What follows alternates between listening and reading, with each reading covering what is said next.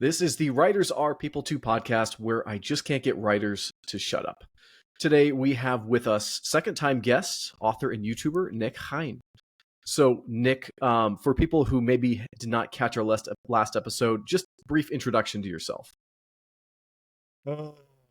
That's a tricky one. Well, as you said, I'm a writer and YouTuber, and that's basically all that important right at the moment, right now. I live in a really distant and small country of Estonia, which have really crappy weather in the winter, so I barely go outside. This time, winter is just horrible. Like it's either raining or something and snowing and everything and all put all together. It's like non-existent. Anyway, I don't know what else to say. I'm writing stories and uploading them wherever and whenever I can. Well, that's a great place to start. We're gonna get right into one of them, which I actually had the pleasure of listening to, the Orion transfer station. So you sent me the link. I listened to that. You said it was a great place to start. And I got my first question. Well, let's actually talk about the summary of it for a second. It seems to me that it's a list of blunders by Marcus. And he's this kind of assistant to these sojourners on this transfer station in the stars, where you get all these different types of beings coming through. So first off, who's Marcus, and more importantly, who's the narrator? Narrator is the manager on the station, like the really experienced, all-knowing guy who is managing this transfer station. Is for those who obviously you listen to it, but others are not. So it's a huge galaxy transport hub, like passenger hub, like huge airport, for example, where all sorts of aliens and humans are passing by, flying to their direction. And he is a manager who is like managing all the stuff that is going on down there. And the Marcus is his assistant, one of them, and another one is Asgul. Marcus obviously is a human, Asgul obviously is not. And they are really inexperienced, so they are all the time they are getting in all sorts of weird situations. That's basically the plot. And the idea was, I don't know if you read, there is a really nice book series of books actually by James White. I don't the Space Surgeon or something like this. Forget the exact title. It's depicting the space hospital, like the huge interspecies hospital which is floating somewhere in space, and all sorts of aliens coming in for obviously treating. So that was my one idea, like one source of for this series. And another was my friend who was working for a really long time in the Tallinn International Airport and was telling all sorts of stories that happening down there. So I decided that would be really funny to create something like, it's basically, you can call it the series of sketches. Mm-hmm. Because you listen to that, they're really short, like a couple of minutes, basically. And it's all from the point of view of the narrator, who is like trying to solve all of this situation. That's it, generally. And I was trying to make it as fun as possible. Mm-hmm. Yeah, it was definitely humorous. I got the humor behind, his mistakes or interactions with these beings. You've got tons of descriptions of various creatures with what I can presume are different rich cultures behind them and backgrounds that are all coming through the station. Is this all part of like a wider world that you have invented, or is this kind of just, some fun ditties about the Orion transfer station? No, it was mostly fun for me. That was the main source of that. And I really don't believe. Okay, let's just step like outside of the frame and talk about something bigger, like for example the world building. It's a really huge thing right now, and honestly I think it's overrated. It's a great thing, of course, and if some writer have a really nice created the world which he can depict all the areas and all the features from. It's great, but I think it's not the most important thing for a good story. Yeah.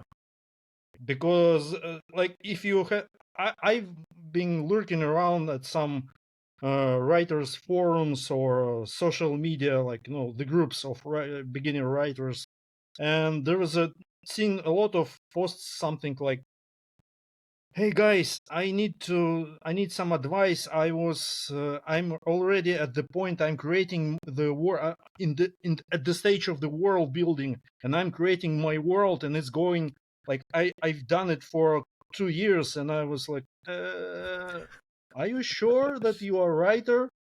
You're really sure? It's great. The world building is great, but you're the writer. Just sit and write the story. And for me, I think it should come along with the story. Yeah. More or less.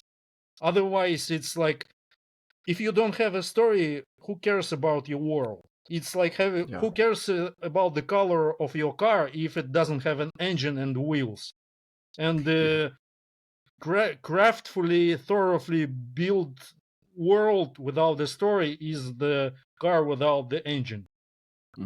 So, and for this, like for Orion transfer station, it was like, yeah, of course, in the later parts I have right now, I think they're not all on the channel. I think I have like 30 episodes of those.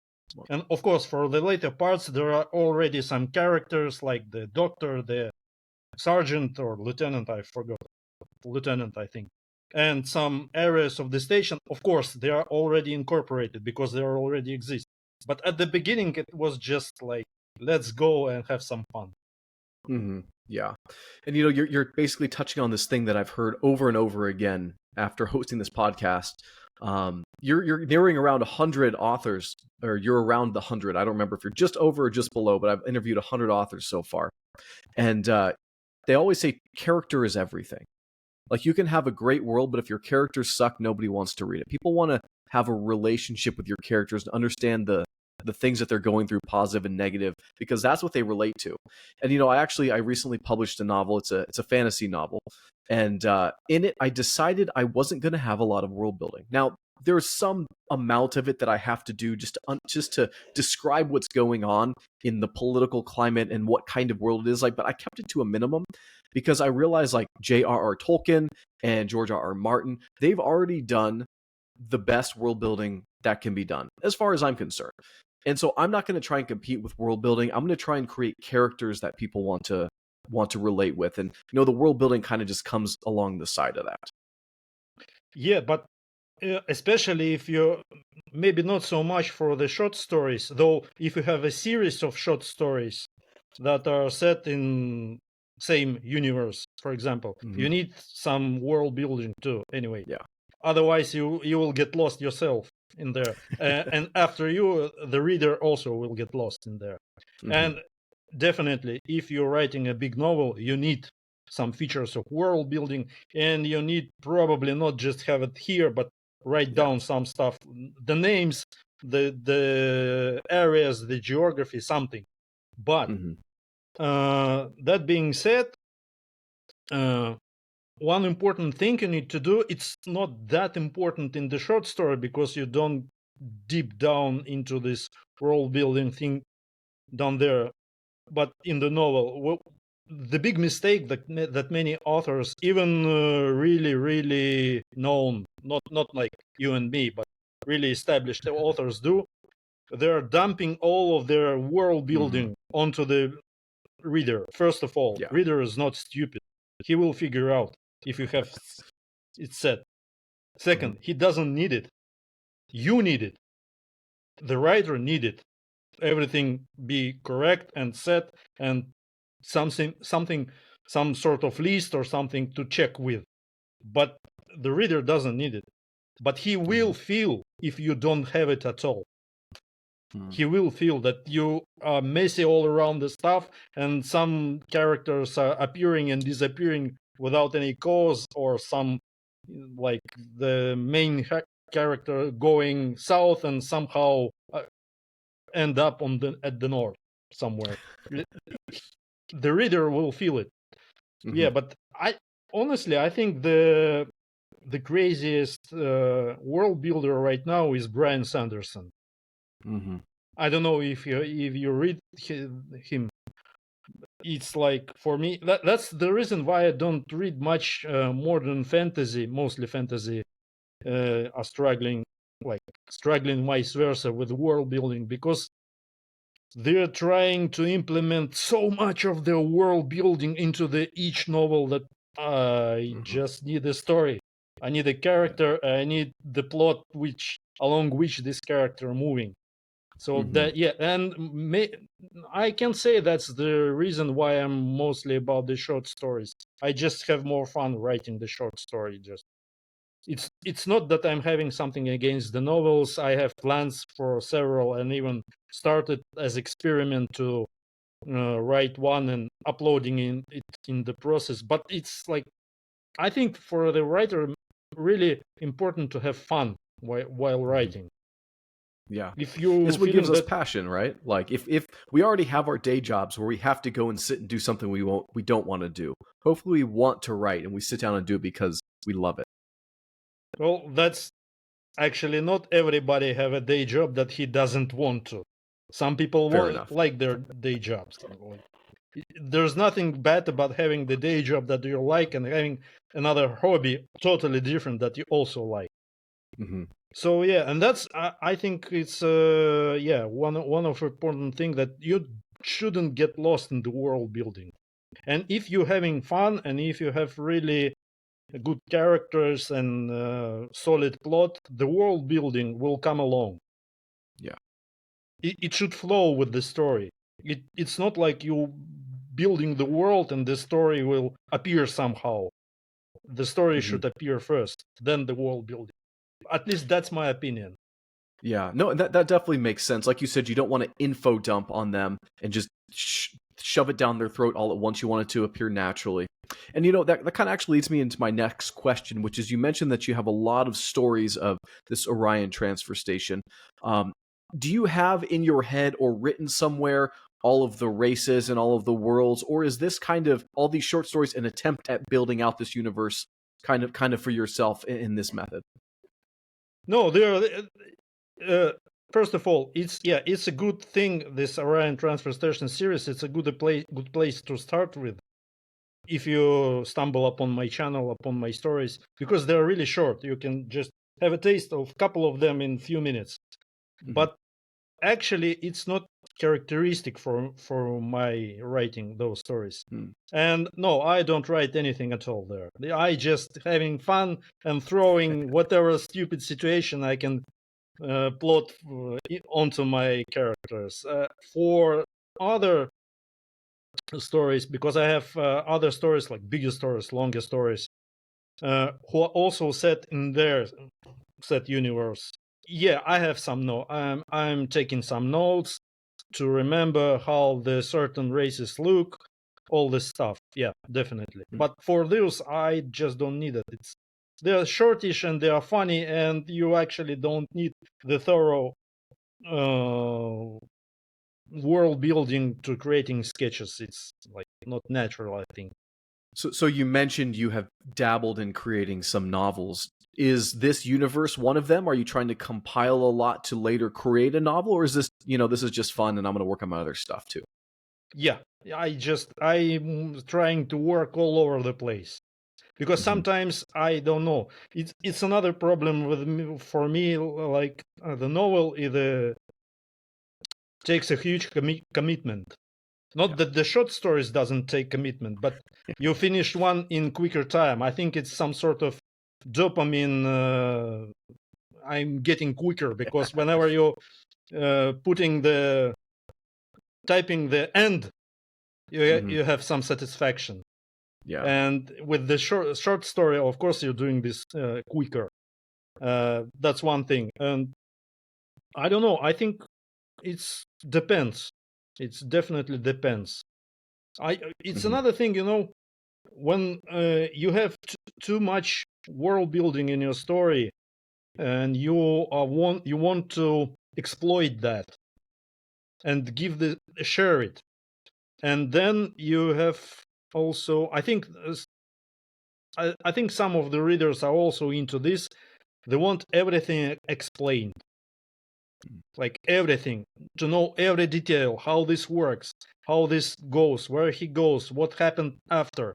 But then, and that's okay, but it's not just for me. It's not my thing as a writer and as a reader.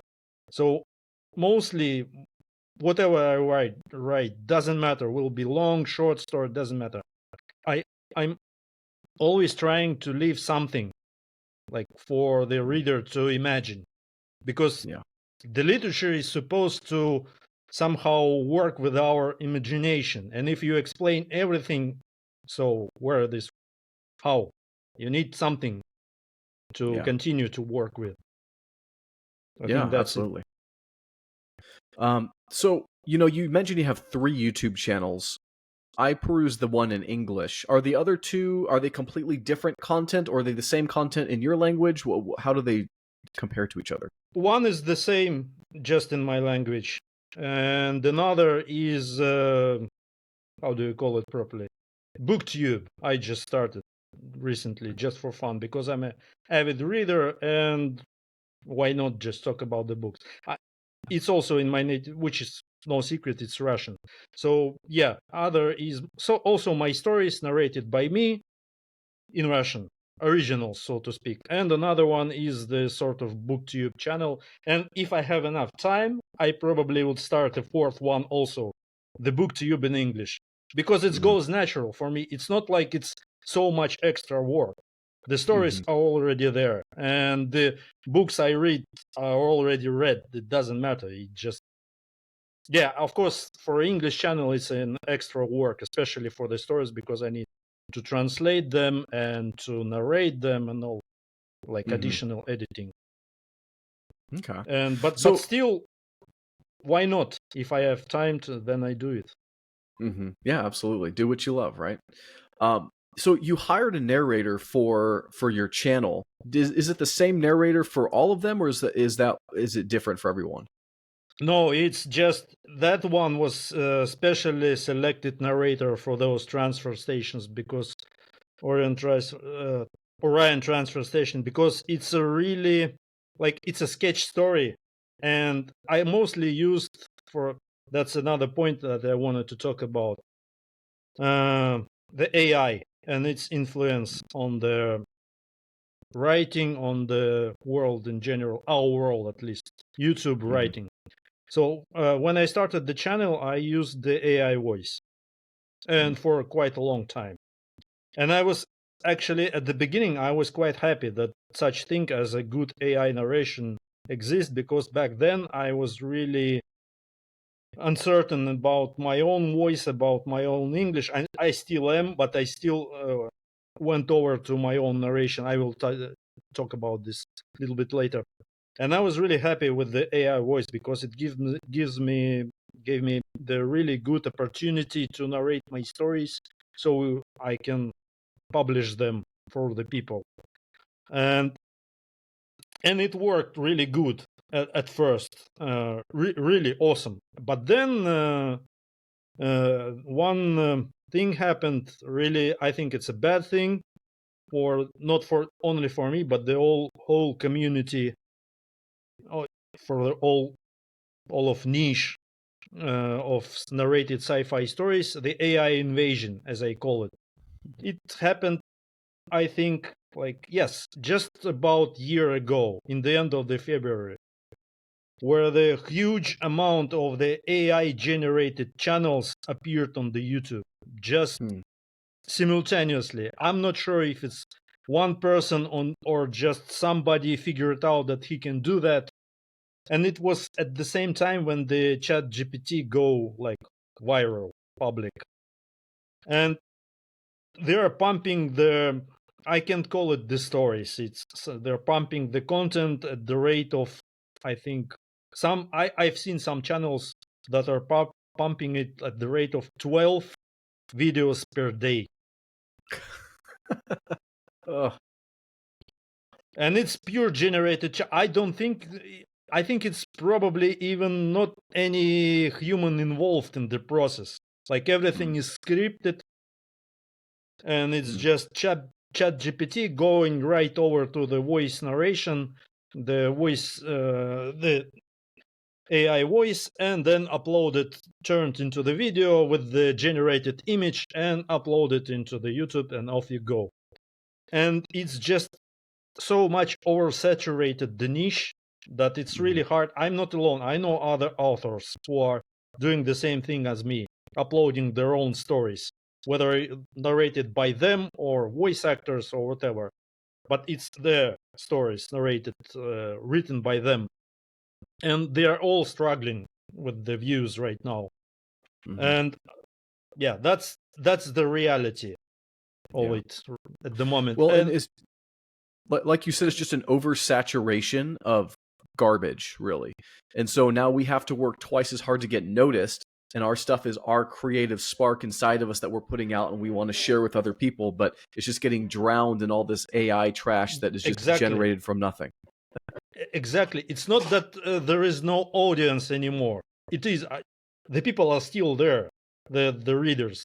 But it's just the huge, and I've seen this many times in my comments to my stories, that it's really hard to, because YouTube keep pumping those AI narrated stories into the home feed, and it's really hard to break through this ocean. But there is another point in it, that it definitely not going away at any moment. First of all, those generated stories also have quite a huge audience. It's not that nobody listened to them. The biggest channels have like really good. I envy them.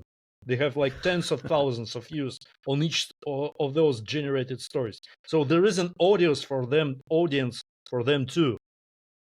That's maybe disappoint me, but that's the reality. It's not going somewhere. It will stay. You cannot ban the technology. We cannot. There wasn't a single time in the history that any technology was banned. We can even ban chemical weapons, for Christ's sake. What about? So I've never watched any of these videos or listened to any of the stories. Have you watched any of the content? Watched the strong word, but yeah, I checked, of course, and it's total garbage, of course. But okay. Any garbage has its audience. That's how it is. So we just need to figure out how to navigate through that. Gotcha. Yeah, well, I think the best thing to do is create the best content you can. And, marketing is going to be difficult, and finding your audience is going to be difficult. But once you do, they'll spread the word and other people will find you. I'm sure you're familiar with the phrase, build it and they will come. That's kind of where I'm at with this channel and writing. Like, I'm going to do my best to create good content, and then hopefully people will come and spread the word.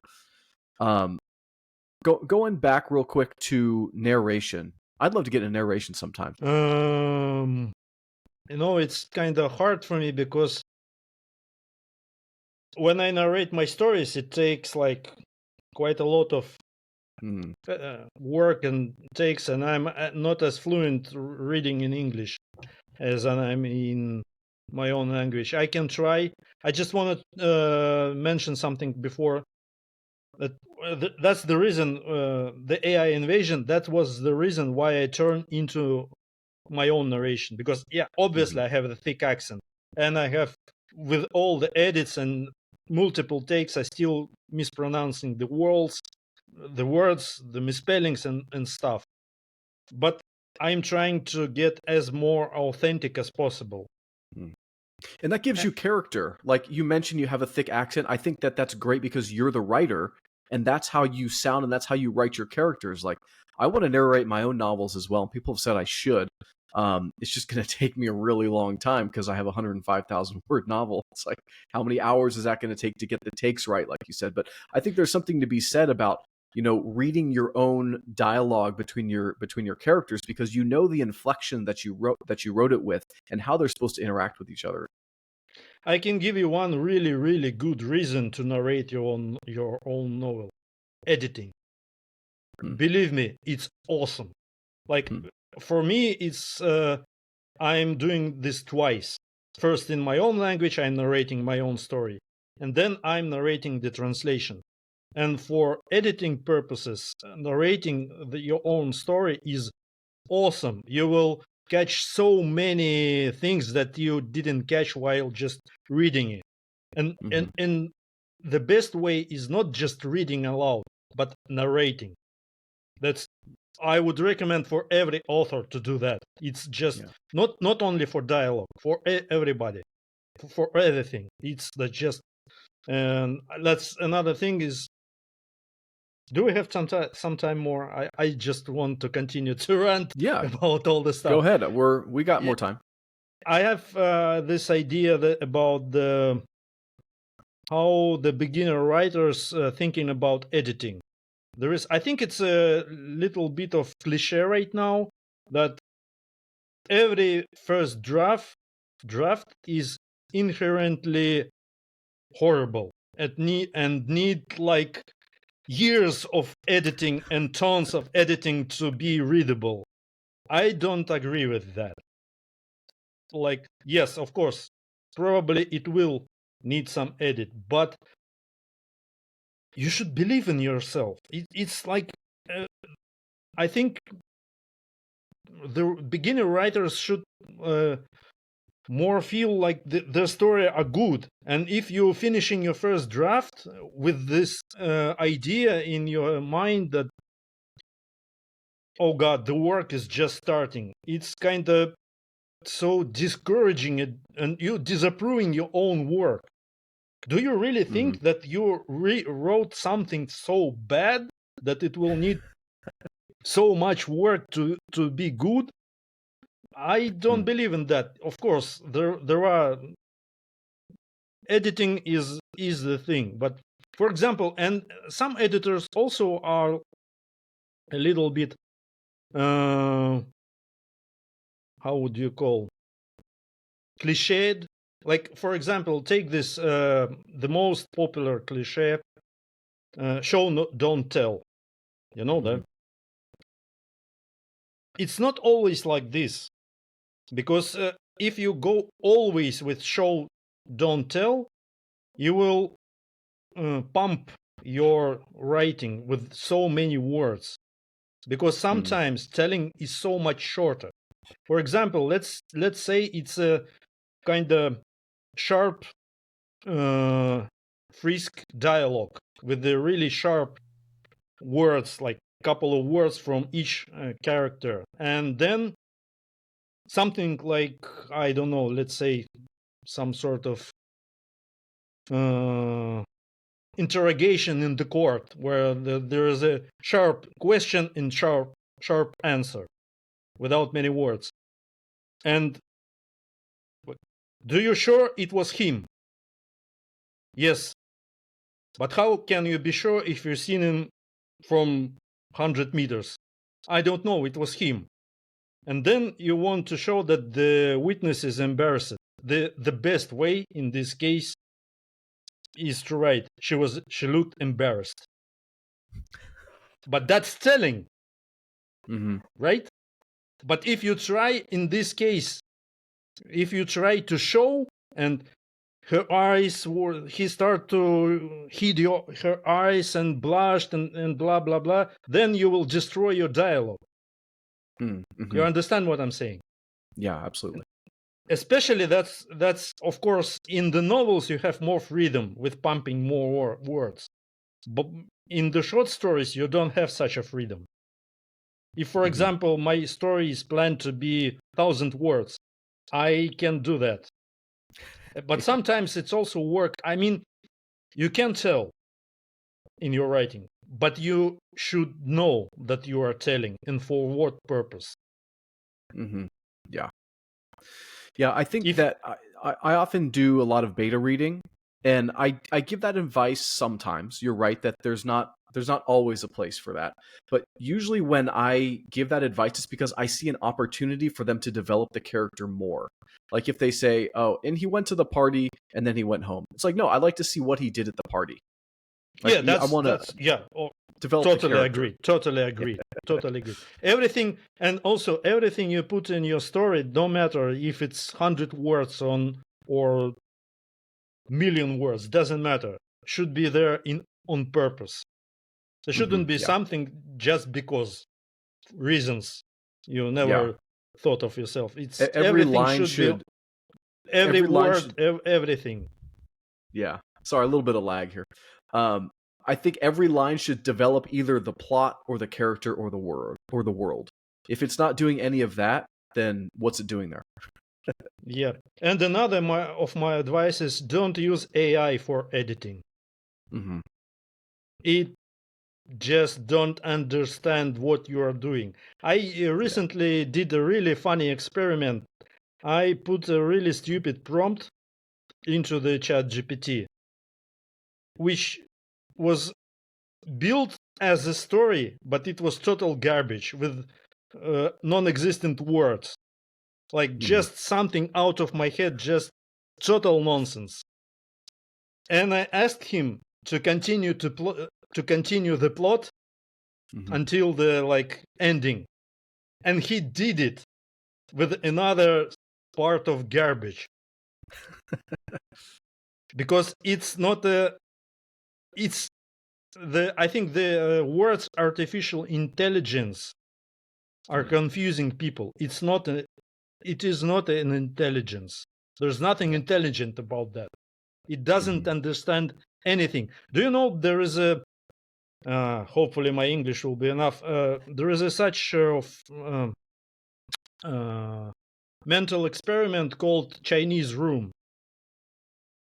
When you have this room without windows or anything, you can put into there some paper with the Chinese writings on this. If hopefully no Chinese will be offended, you can pick anything that you don't understand. And inside this room, there's sitting a man who have a set of rules. He doesn't know what those writings mean either, but he have a set of rules. If you have this, this, and this, then you should put out this, this, and this. He doesn't know anything, but he does that. But if you don't know what's happening inside, you can think that the man who is sitting inside understands and knows Chinese very well. And that's how ChatGPT working. It's good for many things. It's good for many things, but it's definitely not good either for writing or especially for editing, because it doesn't understand anything. He don't have any means to understand. There's no creative just a spark computer in it. program. It's just regurgitating things that it's read before over and over again in a different way. According to the certain set of rules. Yeah. But it's your story. You set the rules. Yeah. So, you mentioned that you're a very prolific writer. You said you've written many, many, many stories. And you said you wanted to discuss the work ethic of writers. So tell me about what your ideas behind work ethic in writing is. It's really simple. Writers write. If you don't write, you're not a writer.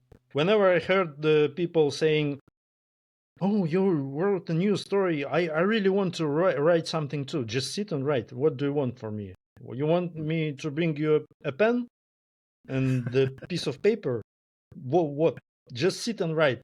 And people also asking me, like in the comments on the YouTube, for example, whenever I see that it every week, basically, well, right now I'm taking a little bit of time off, but usually it's at least one story per week. How do you manage to write so many stories? Where do you have time? The question is interesting, but I think that's how it's work for me. The writer always working 24 hours, 24/7. Like whatever I do, wherever I go, even in my sleep, something down there always working. And whatever I see, for example, like if I taking a walk or watching the movie or playing computer games or read the book, some part of my brain processing everything like with potential new ideas, characters, whatever, world building, trying to like suck in everything that possible. And it's it's working like that. And just sit and write. And I wasn't like that all my life. Before I went into the YouTube helps, because you need to produce content, otherwise you will drop down to the bottom of the algorithm and never will be seen. So it kind of stimulates you to do stuff. But I wasn't like that all my life. I was writing one story per year, maybe, if I'm lucky. It's you building the habit of writing pretty quick, I think. If you're because you're training. Your brain also needs some training as the muscles, and if it's trained well, it continue to up your performance in the writing. I think, and it's just, if, as I said before, if you're a writer, you write. If you don't write, why do you call yourself a writer? Just sit there and write something. Yeah, I had this realization a while ago, and it actually had to do more with making movies. But there was this quote that I heard. I forget who it was by, but they said, "If you want to be somebody, act like that person would act." And so I was like, okay. In your case, if you want to be a writer, you have to sit down and write. And I think a lot of people procrastinate it because they're fearful of what's going to come out on the page. But you really just got to put it on the page, and you can worry about editing it later. You know, I have all these ideas that are always stewing in my head, kind of like you said, it's a 24/7 thing. Like, I just have ideas when I'm watching a movie, or when I'm with my family, or when I'm having a conversation, or when this is happening at work. And I just write pages and pages of just ideas. And I have to go back and revise them and revisit them and turn them into something. But yeah, being a creative is definitely a full-time endeavor. Yes. And, you know, it's also, the people are afraid of rejection more than of mediocrity, but that's wrong, because there is no such thing as rejection actually in the creative space. The worst thing that can happen if you don't write anything, you see, for example, somebody want to write, okay, let's not start with the novel, let's start with the short story. Somebody wants to write a short story, and this person is afraid that he can do it right, that he can finish, but if he won't start it, there's nothing gonna happen. And I'm telling you, I have tons and tons of unfinished projects sitting on my laptop, like tens, maybe hundreds of unfinished projects and ideas, and some of them are getting finished years after they were first conspired. And they're just go. I recently discovered that the best workflow for me to approach this thing is, whenever I have an idea for a new story, I just open a new file and write first few sentences. Just right away, as soon as I had it. Maybe it will not go anywhere. It will sit like that for several months, and maybe I will not finish it. But if I won't do it, this initial like push will disappear, and then I will not even start. But of course, that's me. That's not supposed. Probably every writer has his own workflow, something that how he is approaching. Yeah, to me, the greatest crime is to never even try. Yep, I mean, yes, you're afraid of that your story will be bad, that the people don't like it, that I don't know, that it will be hard to finish and stuff. But if you're not gonna write it, nothing, you will never know. Yeah. How are you supposed to know if you're good or bad if you're not doing anything? So you Yeah, doesn't absolutely. even know. It's kind of pointless thing. I, of course, okay. If you, I can try. I will think of something short, or you, or maybe some excerpt of my story. What do you prefer? Did you want to read something? Is that what you're saying? To narrate something. I Yeah. can. I Choose think whatever I you can want. pick. I can pick one of my stories that I wrote specifically for me to narrate. Okay. Just give me a sec. This is a story from my, like, probably the longest series about the. It started just randomly from one short story, and then I liked the setting and sort of started to develop different stories into the same setting. It's, you can call it the space opera, probably set in the galaxy after the big war between the humans and another civilization, and it's like post-war, really scared, like something like the Europe in late 1940s, something like this, like the scars of war all over the place. And yeah, and I wrote this specific character with me. That was my first experience narrating, and I wrote him specifically for me to narrate. So I will read the beginning of the story. Okay, the story is called A Cold Offer. I hate cold planets. Sure, there's nothing pleasant about a stiflingly wet, squelchy jungle filled with bloodsuckers or an arid desert that turns you into a walking dust bag. But the cold irritates me more than anything else. That was my first thought as I stepped off the ship's ramp onto the crusty, frozen ground. Having to put on a whole bunch of clothes that make you look like a teddy bear is not a good idea in my line of work.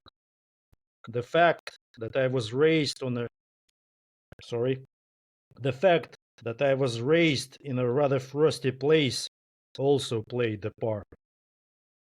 I could of course spend it I could of course send it to hell and jump into full combat suit, but I knew from experience that most locals on almost any planet are reluctant to talk to a man separated from them by high-tech armor. Hell knows what kind of psychological twist is to blame here. But every time a job brings me to the bottom of the gravity well, I have to play by the local rules as much as possible. And here, by the way, is the first local. Greetings on Flower Joy. The local's indifferent tone was as out of place with the introduction as the tundra, and the clouds of frosty vapor of his breath were out of place with the planet's name. I'd thought from the start that the name was stupid. I just hadn't realized how much stupid it was. I'm Clymen Solk, the local mayor.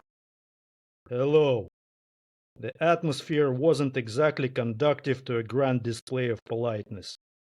My name is Vyacheslav Shamshurin.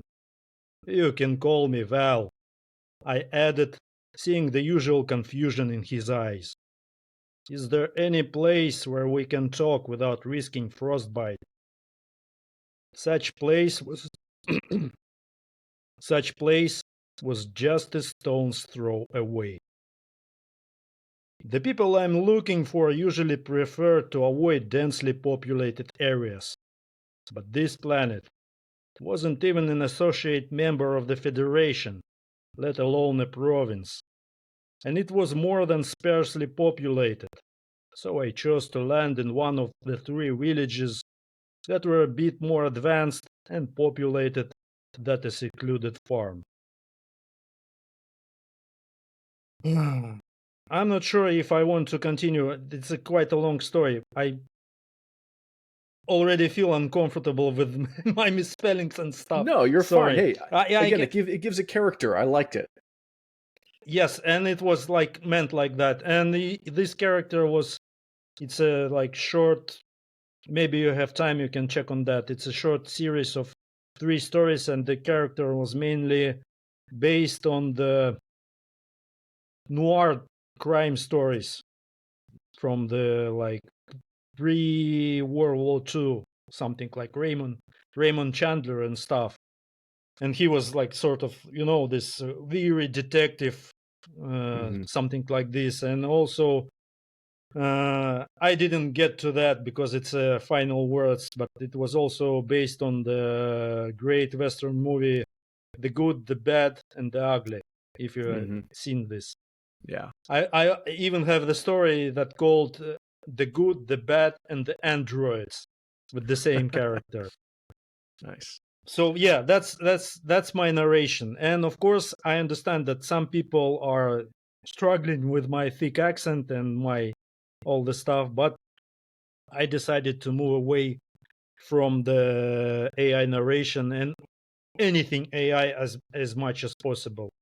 Even And I use the AI generated image, still using AI generated images for like creating the thumbnails and stuff, and I'm planning to get away from that too, just to get clear into the creative space of my own.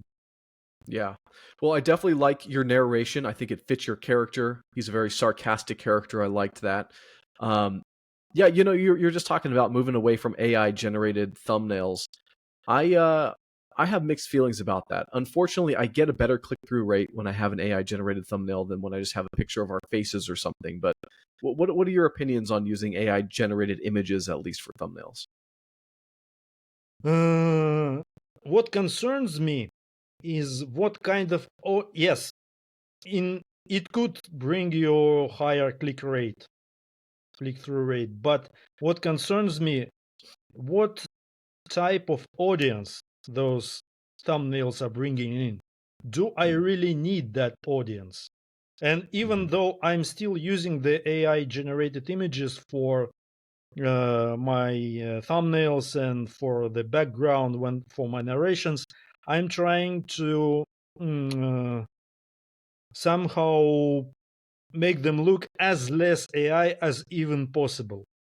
Mhm. More like, if you scroll through my channel, you can notice that I'm trying to get as far away from AI as possible. I would be glad if I can use uh, the real artist, but it's just Yeah. so much of the budget for me. As Yeah.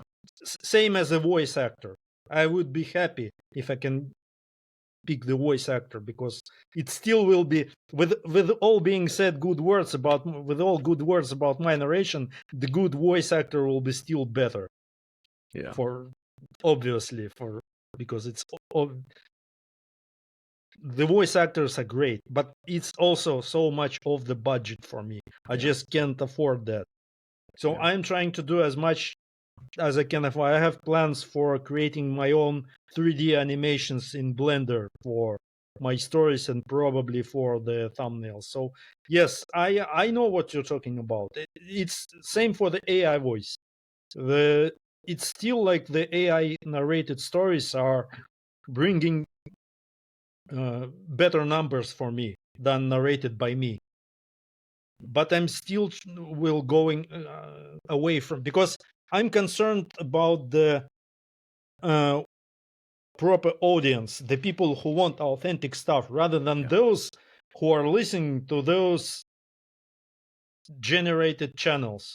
I don't want that audience, and they probably don't want my stories either. Yeah. It's okay if somebody like it, it's up to them. But I don't see the place where we crossing. Yeah. So it's better to split somehow, even if it in the first iterations looks like it's hurting my channel. Still, Hmm. like that's my stance. And there is I just probably will should leave it this for the moment aside, because the ethical problems with the using AI generated stuff. Where did it get its images? anything like all of this.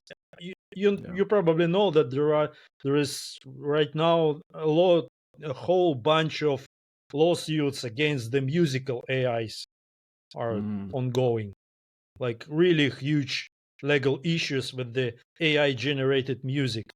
And I can see that possibly the same will go into the writing and into the image generating at some point, could be like also. So, and for me, I know it's a weak excuse, but right now I'm just trying to exploit the styles of the artists who are dead already.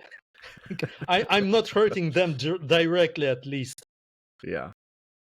Yeah, I think we're living through a very interesting time period with the emergence of AI and learning about it. And like you said, the ethics behind it. I don't think that AI that we have now is what the AI of the future is going to be. And I'm really curious and somewhat excited and somewhat scared to see what the future holds. But any final comments from you? If speaking about AI, my comments, I think this bubble will somehow implode in the near future. It's not like it will go away, but I don't believe. Maybe at some point the all of those AIs will become so good that like they will be able to produce a good story or the really good image. I don't believe in that. I don't think so. But maybe that's not not what I'm thinking about. But as it now, I think the people are starting to get tired of those, and probably it will take some niche for there. As I said in the beginning of our podcast, there is an audience for the AI content, and there will be, but it will kind of niche down to this. The AI will niche down to its audience, and the general majority of the people will kind of go away from that. It's like there is a tons of books on the Amazon that generated by the AI, but I don't believe that many people buy and read them. Maybe by mistake one time, but not anymore. Like, I don't think so. And it will just go like niche down for those who are okay with that. But I don't believe it's a huge majority of the people who are okay with with generated content as it now. You know, the final thought. There is a really good book, the sci-fi book, about exactly this situation, and it was written something like I think 70 years ago or something like that. It called The Silver Eggheads by the Fritz Leiber. I honestly don't know how his name is pronounced. I will send you the name later as a text. And it depicting the world where the profession of the writer is not about writing. It's about performing as a writer. But they are using the world mills, the huge machines that are creating the texts in the style of the writer that this person trying to represent. And they're picking the real writers, something like Jules Verne or whoever, Stephen King, whoever. There were no Stephen King 70 years ago. But anyway, you got the idea. And the funny plot in this story is that the only really creative novels and stories in this world were created by robots. Not humans, but by robots who were writing the romance and crime stories for each other inside the robot community to read. They didn't like the world mills, the stories that world mills were producing. It's really, and it ended up in the revolution, and like everything was turned upside down. It's so astounding that this story was written 70 years ago, something like this. I think it's either 1950s or 1960s, something like that. I really recommend to read that. It's a Yeah, just send me that link. I'll check it beautiful out. classic, just beautiful classic. Yeah. Well, So I that's think my point. yeah, I think our goal, you and my goal and any other creative should be to make sure we don't let the creative spark die and to be making sure we're putting out the best stuff we can and don't let the robots take our jobs. They never will, I think. I don't think they will. Well, never say never. Maybe at some point, like 20 years, 50 years ago, they will. But I don't really believe so. So far, the AI is so terribly bad at Mhm. creative things. So Yeah. it's just bad. It's Yeah. horrible. It can't do stuff. So I don't believe it will progress so much. It's much worse than people are thinking, in my Yeah. opinion. Yeah. Well, I haven't read any actual like books by AI, but I can tell because I work in technology and I can tell when people send me emails that are generated by AI where like it just has a certain tone to it. It doesn't have spirit. It just says words without getting the point across, like with It, passion. it was funny for me. I experimented with the chat GPT when it's first arrived and experimented a couple of times later. Like people were telling me, oh, you just need to get a good prompts that it will write a story for you. And eventually, yeah, was with like after really long tinkering, I forced him to spit out some sort of more or less reasonable plot that I can evolve into the story, but it took so much time that I would rather sit and write the story myself, and it will be better. It doesn't need so much editing and tinkering around. It Yeah. just, yeah, that's it. Yeah. Well, yeah, I think enough with the AI. All right. And yeah, Awesome. we can't control things that we can't control. We should do what we can do. And what we can do is write a good story and let the people decide whether they want that or that. And I believe in my readers. They will decide right. Absolutely. Well, everybody, we had Nik Hein. Thank you so much for coming on. Thank you. Bye.